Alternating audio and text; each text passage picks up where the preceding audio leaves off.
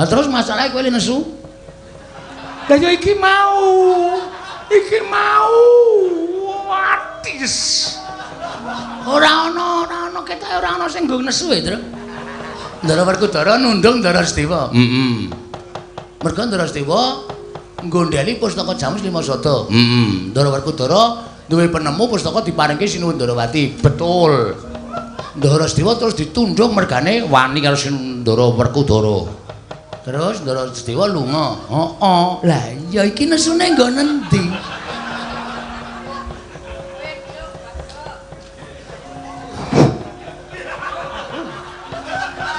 Aku dhewe bunek lho, Kong. Ngene lho. Iki nek Ndara Sdewa ora kondur, iki ateges Pandhawa ora iso rawuh ning Karang Kadempel 5. Ngerti to? Bapak butuhke apa? Bapak butuhke obat. Obat nggo ngobati matamu kuwi. Trombo ora kasar cangkeme. Aku ki mumet lho, Gong, anakku kuwi goblok banget. Panakawan Petruk padha rarja sak praptanira Panakawan. Nun amit pasang Kalimantabe tinebene nglodoni dumawahing tawang tuwang sinuwun. Menawi wonten lepat anggen kula mun jantung ngesuk paduka sanata, kula nyuwun pangapunten jer kula menika namung batur. Kula menika namung kawula, kula menika namung Panakawan. Mila kiranging tata krami, kiranging unggah-ungguh kula nyuwun pangapunten. Ya Petruk ora dadi ngopo. Wilujeng sowan kula bekti kula kunjuk. Ya Petruk ndak tampa pangestuku tampanana kula pundi nggo jimat paripih dayanana ing kasantosan prayoga nonggon mulunggu sampun boten kirang prayogi Panakawan Bagong padha rarja sak praptamu pangestunipun Sinuwun Prabu Darma Kusuma tansah pinayanganing kawidadan niring Sambikala. Iya Bagong. Nggih. Sowan ratu kok tanpa nganggo klambi. Kudanan Sinuwun. Nika kula pepe teng beteng. Lho, beteng kok kumepe klambi. Riwitena panas kono, Tru. Iya. Wilujeng bekti kula kunjuk nggih Sinuwun. Iya Bagong pangestuku tampanana. Kula pundi nggo jimat paripin dayanana ing kasantosan. Prayoga nunggon mulungguh sampun boten kirang prayogi. Panakawan Petruk padha rarja sak praptamu. Sinuwun Mandura. Ya.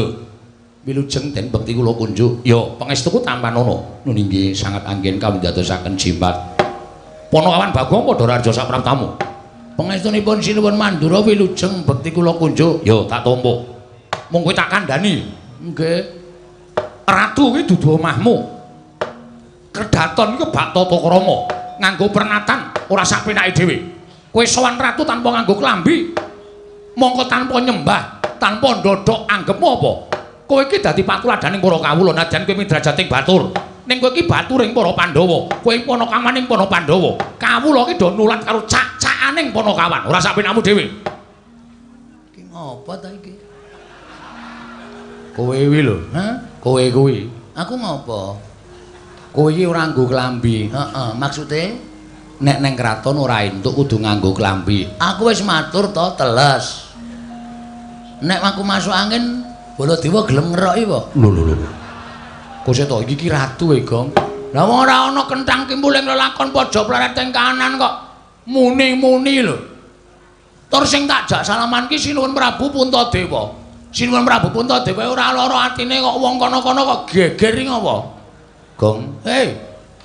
Iki Nalendra. Wis ngerti ngomong tukang becak ya sapa? Ning ora ngawur. Aku ya lara ati duneke sapenake dhewe ora. Tur kene iki Ngamarta. Aku ki mlebu metu kene iki, Truk. Nek ora ana pasewakan kowe ngerti dhewe to, sing ngepel iki sapa? Kowe karo aku nganti gembrobyos. Sing ngepel aku, sing ngresik-resik aku, sing ngeluti aku kok. Kono kok omong bae. Aku ki mengandani tata krama, tata kramane. Abdi karo ratu lan pranataning praja. Wis ngerti. Wah, Jan. Gong ora gawe masalah kowe iki. Wis to santai wae. Sinuwun Prabu Puntadewa iki aku ora klamben wae ora apa-apa. Tak ora percaya tak. Sinuwun. Piye Bagong? Nyun ngapunten kula mboten gawe klambi nggih. Ora apa-apa. Mendengar apa tidak? Senengane do kaya ngono kuwi ya. Sinuwun Prabu Darma Kusuma kuwi sawijining ratu sing lembah manah. Abdine iki dunggahke ning Datulaya. Arep wong kere gedibal 17 nek pancen niate apik kepengin nyuwun karo Nalendra diparengake munggah ana ing Datulaya sing jlambrahe kaya ngene iki. Ya, Tru? Ngono kok omonge ora. Ya wis ora gelem kandhani ya wis. Ora usah ngandhani wong bapak ora tau ngandhani kok kowe ngandhani. Demen isin kowe rasa kondo karo Bagong, rasa ngomongi Bagong. Dinengke wae. Wah, bocah kurang saon. Wingi pun digenepi ya, Den? Petro Podolarjo sapraptamu. Wilujeng Den bekti kula kunjuk. Ya, Bagong. Dalem. Rarjo sapraptamu. Pengaturipun Ndara Werkudara wilujeng bekti kula kunjuk. Ya. Petro Bagong Podolarjo. Pengaturipun Ndara Janaka wilujeng bekti kula nggih, Den. Ya, Petro Bagong. Nun. Raharjo sapraptamu. Wilujeng bekti kula kunjuk. Iya. Ing atase Bagong kok akon pindah Janaka.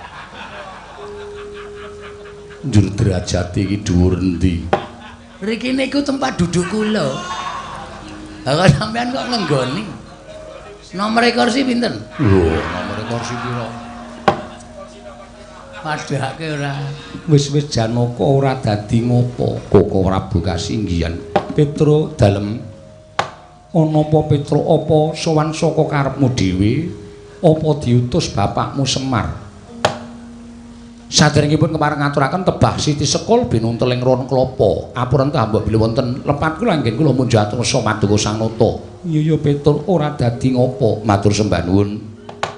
Dungkap angka kalih kula namung badhe caos suwuninga sinuwun. Sampun wonten setunggal candra niki bapak lara. Lho. Bapakmu nandang ruga. Nggih. Pun boten purun menyat saking peturon. Ming meneng mawon. Nek kayane niku ya mbuh larane apa ning matane niku melek terus ketap-ketip ning boten purun ngendika, boten purun obah, ming meneng mawon. Sentek ati kula, ya Gong. Ora. Mbok iya ngono to, Le? Aku iki penemune dhewe to. Iya, iya. Soalnya nek bapak loro iki asline lho aku bahagia. Lho. Mergane pekarane bapak gede. Kan ra-urane kowe karo aku entuk warisan. Nek ndasmu diklukne rak pecele kene kon. Anak kok kaya ngono ora. Wis gek matur, bapak niku sakit. Oh, kula mboten kurang-kurang anggen kula kepengin nambahke bapak niku kula goleke Brahmana wiku winasis. Sing wong pinter kula kan dampeni karo bapak ning ya wis madal sairing usada mboten iso ditambani. Sedih kula pendak dina niku kula tunggoni. Ya mung nganti sesasi kok dereng enten kabar Pandhawa tilik karo bapak. Mula tumuli nalika semanten wancine malah tengah wengi. Kula kalih gareng kalih Bagong niku nedeng mlek-lekan nunggu karo bapak. Bapak niku gregah tangi. Kaya dudu bapak sing ngendika. Ning nuding kalih kula kalih Bagong, nuding ngenten iki terus ngendika, Pandhawa kudu tekan kene, sinambi mundi pustaka Jamus Jimat Klimasada. Bareng ngoten niku nggletak melih. Persis Mr. Bean ya. Heeh. Kowe ngerti Mr. Bean barang Auto TV e. Waduh. Wis tuku TV. Wis karo Kasidi. Apa? Kasidi player. VCD kok Kasidi. Senen ilikmu kowe kok. Profesor di kaset kuwi. Heeh, APCD. Heeh. Apik terus. Wah, kanggo nyeteli film silat. Mulane betah ning omah. Kowe ndek sing Cina? Oh, sos. Ajar ora. Ngoten niku sinuwun. Mula tumuli kula sowan ngersangipun Sun Prabu Darma Kusuma ingkang wigati namung badhe nyuwun para Pandhawa gangsal cacahipun monggo kula aturi tedhak wonten ing Karang Kadempel mituhu menawi dados ngendikanipun bapak sinambi mundi pustaka Jamus miyang Jimat Klimasada pun ngoten mawon cekaos gampil mawon sedyanipun Petruk Dinten iki sabibaring pasewakan Ndara kula Puntadewa Werkudara Janaka Nekula Sedewa kula dherekaken rawuh wonten ing Karangkadempel sinambi mudi pustaka Jamus Miang Jimat Lima Sada. Nek Pandhawa kersa mbok menawa dadi srana waliyanipun bapak, ning nek Pandhawa ora kersa ateges nuwun sewu. Selaminipun kula suwita menika mboten dipun agem dening pepundhen Pandhawa. Selaminipun kula labuh-labet dhateng para Pandhawa menika mboten dipun gagas dening para Pandhawa. Lan nyata yen Pandhawa menika satriya ingkang boten ngerti dhateng lelabetanipun tiyang sanes. Menapa ta sababipun kula matur mekaten? Hembanipun bapak menika anggenipun suwita dhateng para Pandhawa menika sirah dienggo sikil, sikil dienggo sirah ming supaya muktekke para Pandhawa. Ning bareng Pandhawa wis mukti ngawibawa Nyakrawati Mbahudendha diaturi rawuh teng Karangkadempel kok Pandhawa boten kersa kanthi pawadan alasan napa kemawon boten tedhak enten Karangkadempel. Kula anggep nek Pandhawa menika mboten ngerti males kabecikanipun Bapak Semar. Pun ngoten mawon. Kula nyuwun dawuh. Petro wonten dawuh. Satemene nelongso penggalihku bareng midhanget yen to bapakmu nandhang raga. Nggih. Lah niku bendina ya nangis. Teng omah niku bapak wis kaya kunarpa. Wis ora iso apa-apa. Bebuang nggih teng kasur. Nguyuh nggih teng kasur. Bapakmu nggih. Kula sing ngresiki. Kalih kula ora tau gelem. Wingi dek pas kira ana aku lho, Tru. Ora tau nyedak ora gelem malah wedange bapak tok omba-ombe. Kowe anak sing kebangetan kok, Gong. Nih lho sinuwun. Terus kula mbok menawa niki dadi sarana waliyane bapak. Pandhawa tak aturi rawuh teng Karangkadempel. Petro, dalem aja ngluputke aku ya, Petro. Lah pripun? Yen kowe njaluk Pandhawa jangkep dina iki ora jangkep. Yen sira nyuwun Pandhawa mundi pustaka Jamus Kelima Sada dina iki ora ana. Lho. Sebabe napa? Mara gage petungen Pandhawa ingkang padha lenggah ning Datulaya iki apa genep 5. Ndara Werkudara, Ndara Janaka, Ndara Nekula. Oh. Kok kurang siji? Bendaramu Sedewa ora ana. Kok mboten wonten? Petruk tak ketak sirahmu kok. Kaget aku. Yen ngapunten ayo. Kaget kula ki yo. Kok dadi Ndara Sedewa mboten wonten niku pripun? Gong. Ndara Sedewa ora ana. Lho, le nyarekke jam pira? Ora paham cah iki. Tegese ora ana iki ora ana ning pasewakan. Hah? Ora ana ning pasewakan. Lho. Ngene ndi? Iki lagi arep tak rembug le. Wah, jan iki kok dadi kanane. Ha iki nek nganti ora genep 5, Pandhawa ora rawuh ning Karangkadempel, bapak mati lho, Tru. Ha iya. Kanane kaya ngono e. Piye iki? Sik, ngenteni Sinuwun Prabu Darma Kusuma. Mula aku matur karo kowe, aku kandha karo sira. Aja ngluputke aku. Lah terus kok kanane kaya ngenten panjenengan pembareping para Pandhawa kok nganti Pandhawa godhang kurang siji niku kok ngluputke sapa? Petro, nggih. Sing nundung bendaramu Sedewa apa pun bendaramu Jodipati. Ndara Werkudara? Iya, Petro. Sebabe Koko Prabu Ndarawati rawuh kepengin nyuwun ngampil pustaka Jamus Kelima Sada. Kabeh padha sarujuk amung bendaramu Sedewa ingkang ora mathuk lan ora cocok. Merga rumangsa pustaka kuwi aja nganti pisah kaliyan para Pandhawa, pusaka kuwi dadi panguripaning kawula Ngamarta. Yen pusaka bakal diboyong ning Ndarawati, bendaramu ora sarujuk, tumuli dadi cengkah rembug kelawan bendaramu Jodipati. Gempung penggaling bendaramu Werkudara, tumuli bendaramu Werkudara nundung kelawan bendaramu Sedewa kon lunga saka negara Ngamarta. Merga Sedewa ngukuhi pustaka Jamus Kelima Sada aja nganti lunga saka negara Ngamarta, Petro. Ngoten to? Iya, Petro.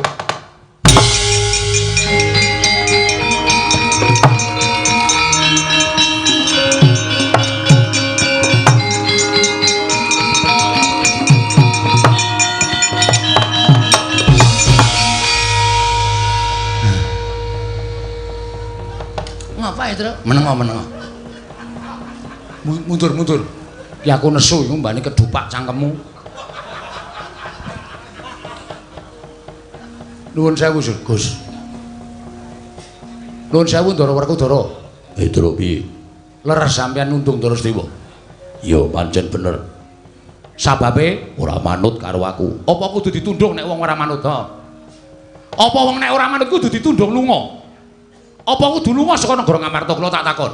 Apa ora iso dikandhani kanthi alus-alus? Ndara Sedewa niku adimu lho, nuwun sewu. Panjenengan kalih Ndara Puntadewa kalih Ndara Janaka menika tunggal wadah, tegese tunggal ibu. Mongko Ndara Sedewa nekula niku beda ibu, mongko ujaring para sepuh. Yen kowe tresnani adimu ku alon ki tresnanono ngluwihi adimu sing tunggal wadah. Lah kok malah sampeyan nundung Ndara Sedewa niku karepe piye?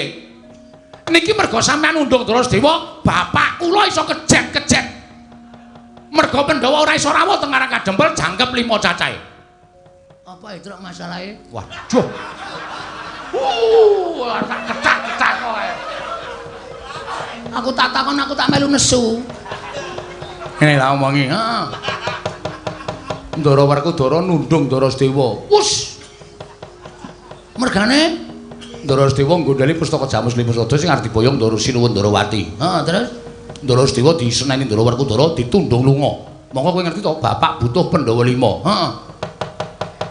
Monggo nek ra ana siji ki tegese Pandhawa ora genep 5. Ngono ya? Heeh. Lah terus masalahe kowe nesu? Lah ya iki mau. Iki mau.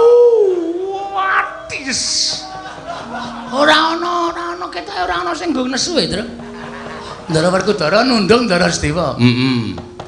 Mergo Ndara Sedewa nggondhali pustaka Jamus Lima Sada. Heeh. Ndara Werkudara duwe penemu pustaka diparingke Sinuwun Ndarawati. Betul. Ndara Sedewa terus ditundung mergane wani karo Ndara Werkudara. Terus Ndara Sedewa lunga. Heeh. Lah ya iki nesune nggo nendi?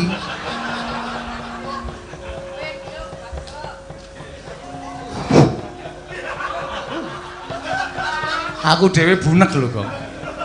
Ngene lho. Iki nek Ndara Sedewa ora kondur, heeh. Iki ateges Pandhawa ora iso rawuh ning Karang Kadempel 5. Ngerti to? Bapak butuhke apa? Bapak butuhke obat. Obat nggo ngobati matamu kuwi. Trombon kasar cangkeme. Aku ki mumet lho, gong anakku kowe ki goblok banget. Wah, wis kowe rasa nesu. Ya nesu karo kowe karo aku ki wis wong loro e. Nek nesu karo Ndara Werkudara. Masalahe Ndara Werkudara nundung Ndara Sedewa. Oke. Rasa suluk, rasa suluk. Gak suluk barang ora. Men ketok greget ora. Maksudmu piye, Wer? Lho. Adimu dhewe tundunge maksudmu piye? Monggo bapak mbutuhke Pandhawa 5 rawuh nang Karang Kadempel sinambi mundi. Apa to? Pustaka Jamus Lima Sada. Pustaka Jamus Lima Sada. Aku nek nganti ku bapak ora kelakon didep Pandhawa 5. Nek bapak cilik lara, gedhe tekaning pati, sapa sing tanggung jawab? Semangkean kowe. Mentala karo Ndara Sedewa.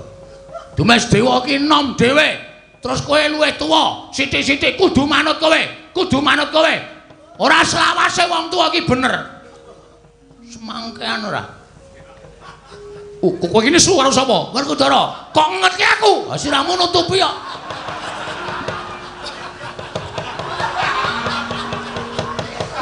Ah, ngono luwih cetha. Ratu kok kon mengleng iki lho. Ora ana ratu kok kon ngene iki ora ana. Ngono terus lho? Yo. Hah? Aku sing ora trima. Tantrimane Bagong karo Petruk, kowe tak kandhake bapak kowe Werkudara kowe. Aku matur nang kersane bapak. Bapak mengko takon jenggelek. Aku teko tak lapori, Pak, Pandhawa ora iso rawuh nang Karang Kadempel 5. Bapak terus muni mergane apa? Ndara Sedewa ditundung Ndara Werkudara. Kok Ndaramu Sedewa ditundung Ndara Werkudara, aku njlentreke ngene, Pak. Bapak terus mari ya, Tra ya. Heeh. Bapak mari nesu, ndaraku ke pancen njaluk dikandhani tenan. Nesu nang Jodipati. Pancen bapak war nesu arek aku kon mara. Ora wedi ya, Tru. Liyane. Pamane apa?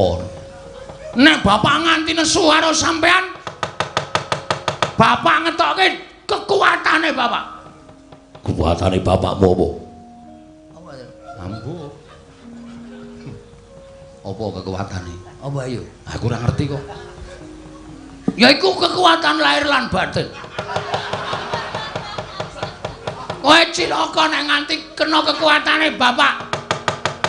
Pun pokoke kula mboten trima perkara niki. Kula ya ora trima. Tak kandhani. Kowe tak kandhani do iso ora? Kowe iki do gagas karo awakmu apa ora?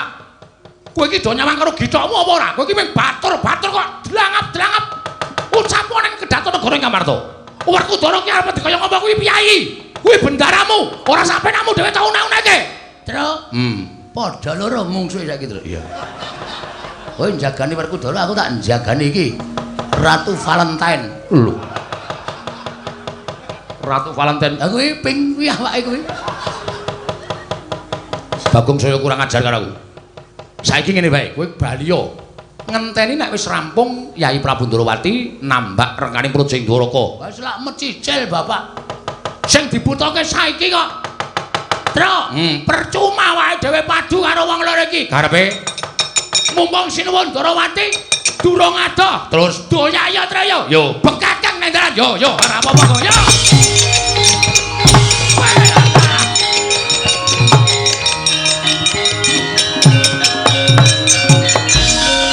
Manik jajalan surtane baune iblis lanak ratu diancam karo batur-batur arjo ngopo parke